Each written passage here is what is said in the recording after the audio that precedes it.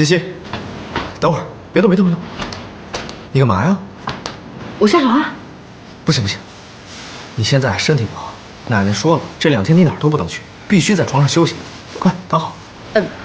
不是，我先下去一趟啊。哎，不行不行不行，躺好。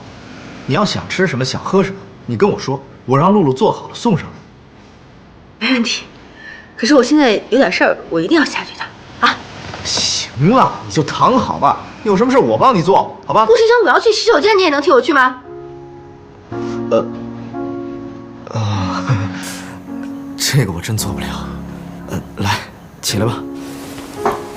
慢点啊。没事没事，我自己去。